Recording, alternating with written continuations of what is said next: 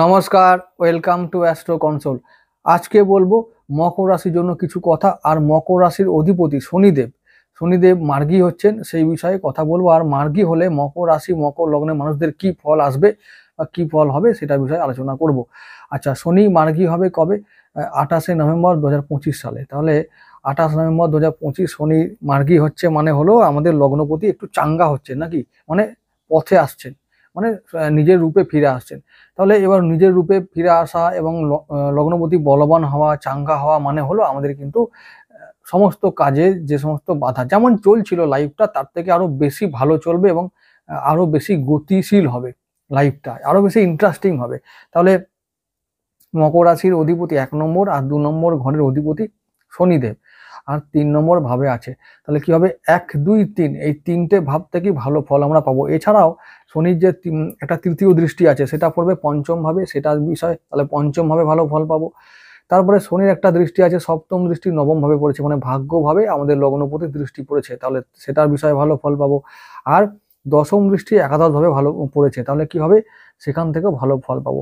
তো কি কি ফল পাবো, কিভাবে পাবো, সব আমি বলে যাচ্ছি পরপর। খুব সংক্ষেপে বলবো, আলোচনা করব যে কোন কোন বিষয়ে সম্ভাব্য ভালো ফল আসতে চলেছে।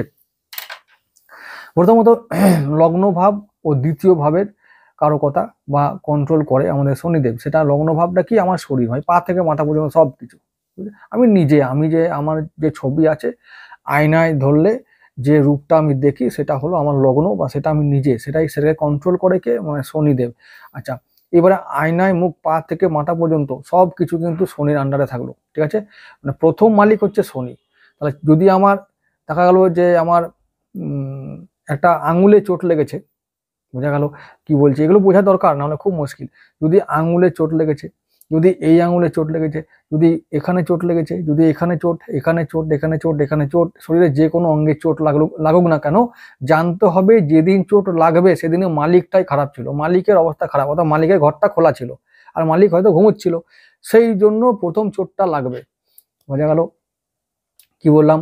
তাহলে আমাদের দেহ কার আন্ডারে আছে? শনি মালিক। কোনো কারণে, কোনোভাবে, কোনো দিনে যদি কোনো কিছু হয়, জানতে হবে প্রথমে সেদিনের শনিকে দেখো। তোমাদের গোচরে বা হয় দশায়, অন্তর্দশায়, বা যে কোনো জায়গাতে তোমাদের শনি কিন্তু সেদিনে খারাপ ছিল বলে ধরতে হবে। তাহলে শনিকে পার করে যদি কোনো গ্রহ মারতে আসে, যদি মঙ্গল মারতে আসে, তাহলে কিন্তু জানতে হবে শনি ঘুমোচ্ছিল বা দুর্বল ছিল, খোঁড়া ছিল, আরো এমনিতে খোঁড়া, আরো খুঁড়িয়ে পড়েছিল, ঘুমিয়েছিল, সেই জন্য মঙ্গল এসে মেরে দিয়ে চলে গেছে। বুঝা গেল?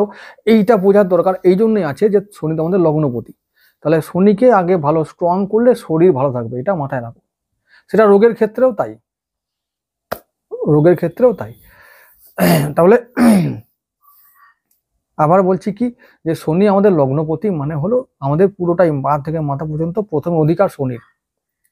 তাহলে শনি ভালো হচ্ছে মানে শরীর ভালো থাকবে, হলো এইটা। 2 নম্বর ভাবটা কি? সঞ্চয়। আমাদের ব্যাংকে টাকা কত থাকবে, আমার পকেটে টাকা কতটা থাকবে, কতটা আরো বাড়বে কি বাড়বে না, বা সেটা কোন দিকে কি খরচ হবে, সমস্ত কিছু দেখবে, দেখে কে? শনি। আমার সঞ্চয়টা, সেভিংসটা পুরো শনির আন্ডারে। তাহলে ওখান থেকে যদি দেখা গেলো আমি একটা সিন্দুক করেছি, এত বড় একটা বাক্স করেছি, এই বাক্সটা আমি সঞ্চয় করছি, টাকা সঞ্চয় করছি, এখন টাকা আমি রাখছি। তাহলে যখন টাকা বাক্সে ঢোকালাম, তখনই ওই যখন বাক্সে পড়ে গেল, এই পরে কে মালিক? শনি দেখবে। পকেটে যখন ছিল বা অন্য জায়গায় ছিল, কোনো দরকার নেই, বাক্সে পড়ে গেল, অর্থাৎ যেখানে আমি সঞ্চয় করি, মানে ব্যাংকে যখন টাকাটা ঢুকে গেল, তাহলে তখন কার আন্ডারে চলে এলো? শনির আন্ডারে চলে এলো। এবার যখন দেখা যাচ্ছে যে ওখান থেকে সেভিংস থেকে, মানে টাকা থেকে বা সঞ্চয় থেকে টাকা খরচ করতে হচ্ছে, তাহলে জানতে হবে মানে টাকাটা খরচ হচ্ছে, কিন্তু মানে সঞ্চয় ভাঙছি, সঞ্চয় শেষ হচ্ছে, মানে শনি কোথাও গিয়ে খারাপ হচ্ছে। তাহলে শনিকে বলবান করতে হবে, তবে সঞ্চয় আরো বাড়বে। তাহলে এইবারে শনি এখন বলবান হয়েছে, মানে বলতে হবে যে সঞ্চয় বাড়বে। বা কি মজার দিন এলো বলতো, সঞ্চয় বাড়বে, শরীর ভালো থাকবে, বা হরি বল। তাহলে ভালো হবে ভাই। হ্যাঁ, এবার বলবে কই হচ্ছে, কই আমি কি জানি, তোমরা যদি না কাজ করে থাকো ভালো, তাহলে তো আর পাবে না, হরি বল। হ্যাঁ, শনিকে বলতে হবে না যে কাকে ফল দেব কাকে দেব না, আমার থেকে সে বেশি ভালো জানে, তোমাদের থেকেও সে বেশি ভালো জানে। না পেয়েছো তার মানে তুমি ঘুমুচ্ছিলে, হরি বল, একবার বলে নাও। আচ্ছা, এখন 3 নম্বর ভাবে আছে। 3 নম্বর ভাবটা কি? 3 নম্বর ভাবটা আমার ডেলি রুটিন, আমার এই যে বাহু, এই বাহুটা সবকিছু, আমার বাহুতে কত শক্তি আছে এটাকে কন্ট্রোল করে শনিদেব। এই এখন শনিদেব করছে, দ্বিতীয়ভাবে বসে থাকে, তৃতীয়ভাবে বসে থাকে, ওটা বৃহস্পতির আন্ডারে, বাহুটা বৃহস্পতির আন্ডারে, কিন্তু বৃহস্পতি এখন বক্রী আর আছে আমাদের সপ্তম ভাবে। তিনি আবার আমার তার দিকেই তাকিয়ে আছে, তার যে রাশিটা কোথায়, মীন রাশি, নবম দৃষ্টি শনির উপর পড়েছে। বললাম শনি এখন বলবান হচ্ছেন, বক্রী থেকে মার্গী হচ্ছেন মানে বলবান হচ্ছেন। আবার শনি আছে আমাদের তৃতীয় ভাবে, আমাদের যে দ্বাদশপতি বৃহস্পতি এবং তৃতীয়পতি বৃহস্পতি তার ঘরেই আছে। আর তার মানে দ্বাদশপতি ও তৃতীয়পতির নক্ষত্রে শনি এখন আছে, মানে আমাদের তৃতীয়পতি দ্বাদশপতিকে, তৃতীয় ও দ্বাদশপতি বা দ্বাদশ নম্বর ঘরের মালিক হচ্ছে দেবগুরু বৃহস্পতি। দেবগুরু বৃহস্পতির যে নক্ষত্র একটি আছে মীন রাশিতে, সেই মীন রাশিতে সেই নক্ষত্রে শনি এখন আছে, যার নাম হচ্ছে পূর্ব ভাদ্রপদ নক্ষত্র। সেই নক্ষত্রে শনিদেব আছেন, মানে আমাদের দেবগুরুর আন্ডারে এখন শনি থাকবেন এবং শনি তার আজ্ঞায় চলবেন, এটা কনফার্ম হয়ে গেল। তাহলে এখন তৃতীয় ভাবটা কি এটা জানা দরকার, তারপরে আবার বলবো দ্বাদশ ভাবটাও। তো আগে তৃতীয় ভাব জেনে, যেহেতু শনিও তৃতীয় ভাবে আছে। আচ্ছা, এবার তৃতীয় ভাবে শনি, আমার তৃতীয় বলটা, তৃতীয় ভাবটা যে বললাম বাহুবল, আমি আমি কতটা চেষ্টা করব আমার কাজগুলো সফল করতে বা জীবনে সাকসেসফুল হতে, এটা বৃহস্পতি কন্ট্রোল করে। এবং বৃহস্পতির নক্ষত্রে শনি এখন মানে লগ্নপতি নিজেই আছে। তাহলে কি করব, তাহলে এটা ভাববো যে চেষ্টা করলেই, বাহুবল প্রয়োগ করলে, বাহুবল মানে কিন্তু ফোর্স নয়, আবার বলছি চেষ্টা বল, আমি চেষ্টা করলে আমরা এখন সমস্ত কাজে সফল হব আর জীবনে অনেক দূর এগিয়ে যাব, এটা কনফার্ম, এটা লিখে নাও। তাহলে আর যদি মনে হয় না এসব মিলছে না, তাহলে হরিবোল ভিডিও আর দেখো না, সময় নষ্ট করে কোনো লাভ নাই। যেগুলো বলছি দেখো, যে কথাগুলো হচ্ছে এগুলো ফল কম বেশি সবাই পাবে। এখন বলছে আমার সঙ্গে মিলছে কই, মিলতে গেলে বললাম ওই যে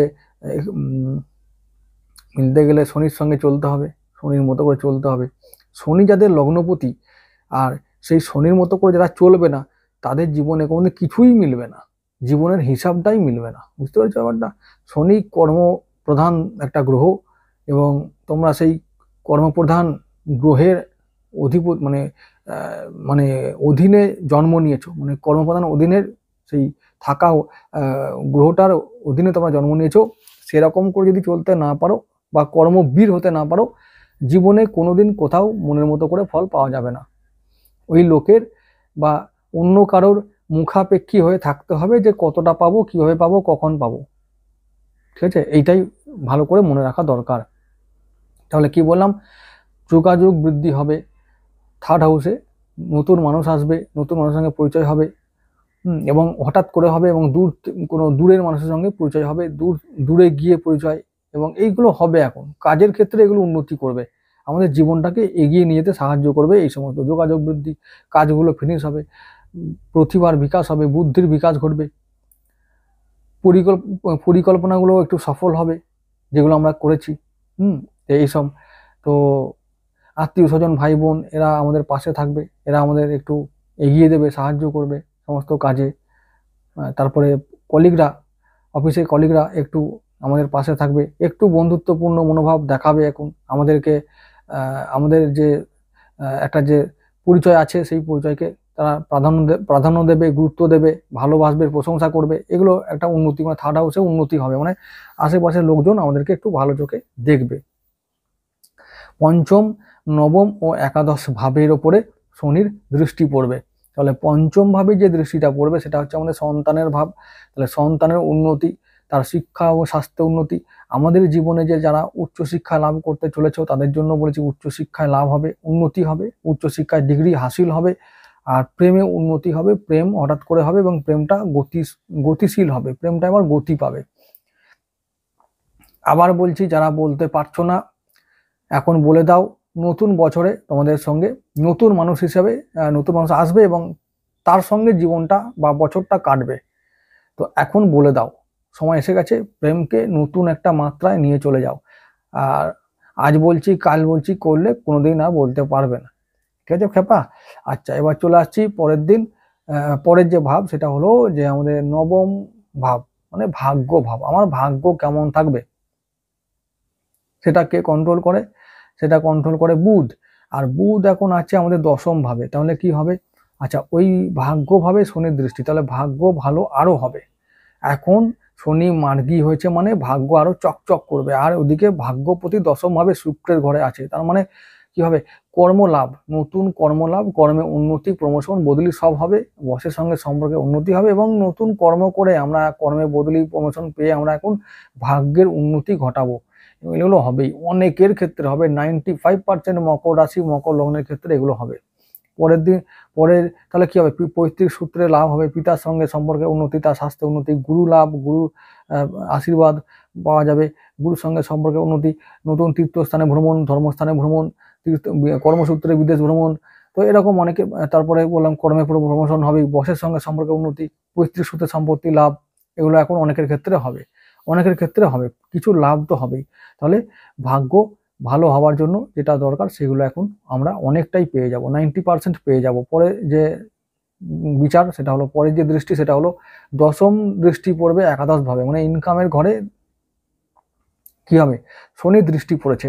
তাহলে তাহলে বৃশ্চিক রাশিতে একাদশ ভাবে শনির দশম দৃষ্টি, তাহলে কি হবে, ইনকাম, বলছি যে ইনকামটাও বাড়াও। এবং ইনকাম করা মানে বাড়ানোর জন্য যেটা করতে হবে তোমাদের আগামী 1.5 বছরে, সেটা হলো যে গভীর ভাবে বিশ্লেষণ করো। কি বিশ্লেষণ করতে হবে, আত্মবিশ্লেষণ, আত্মসমীক্ষা।